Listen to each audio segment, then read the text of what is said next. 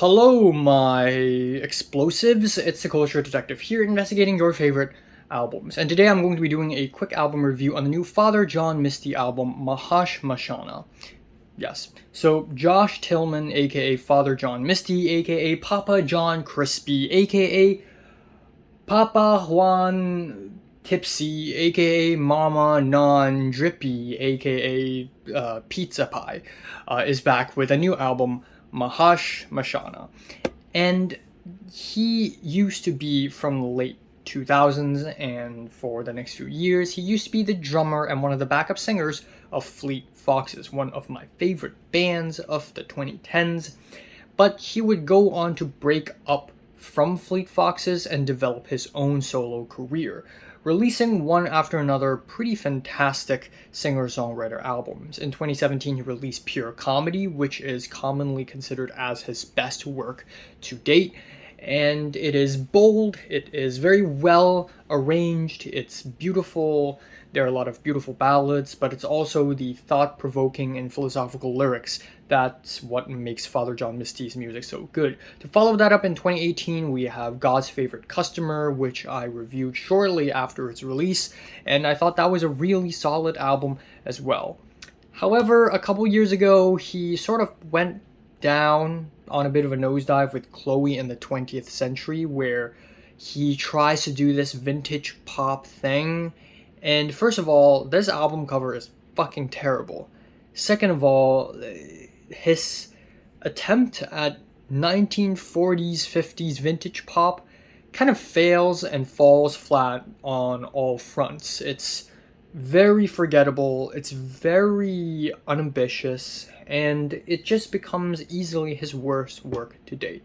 So to follow that up, we have Mahashmashana. At first I was skeptical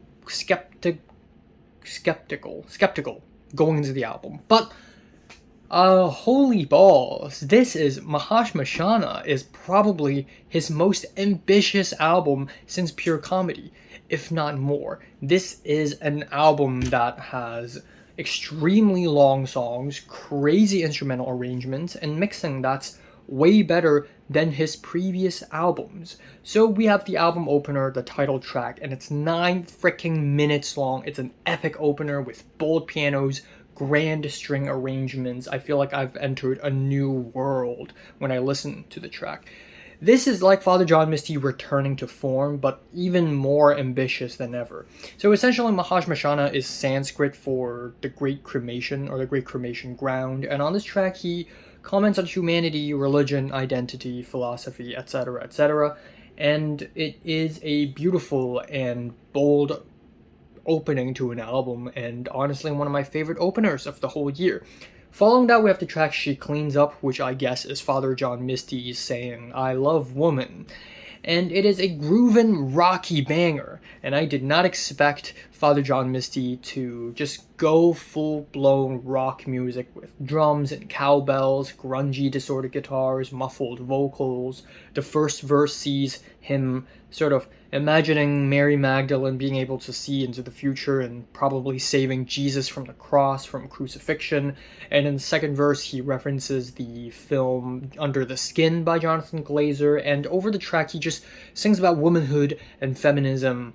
And then following that, we have Josh Tillman and the Accidental Dose, where we have mid-paced pianos and string embellishments. The track is laid back but tense at the same time, and he sort of just describes a drug trip that he had and the thoughts he had during that trip. Following that, Mental Health is a nocturnal ballad with lush hand drums and flutes, and he talks about mental health and sort of imagines himself being trapped in a panopticon.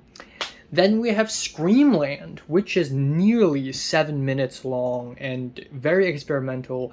It's like, take a modern gospel song, but make it electronic-ish with distorted synths, and I'm not sure if there's drum machine involved or not, but this is way more electronic than anything else he's ever made.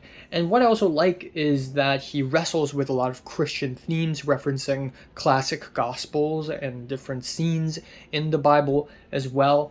Again, I love religion and religious art. This is fascinating.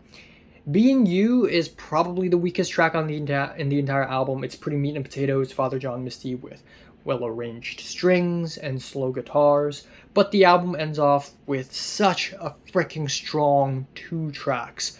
The former being, I guess time just makes fool of us all. This is an 8.5 minute long epic track, country tinged rock track. It's groovy, slightly disco flavored, and further reading into the lyrics, you can tell that Father John Misty is really putting his cowboy hat on, because this track is literally a western. It is a western about the West. It's about Las Vegas. It's about loaded guns and killing rattlesnakes, and it's deeply entrenched in these aesthetics. So Father John Misty's clearly having a lot of fun. To end it off, we have the track Summer's Gone, where we see him kind of going back to the Chloe in the 20th century era vintage pop, but instead we have a really solid and well put together, well arranged track with old school strings, jazzy hi-hats. It's beautiful, dreamy, dainty, and yeah, this is a freaking fantastic singer-songwriter album. This is freaking fantastic. It's really freaking good. It's solid, and it's such a great comeback for Father John Misty. I'm feeling a strong 8 on this thing. So, have you listened to the new Father John Misty album? Comments below, let me know if you want more, and thanks for watching.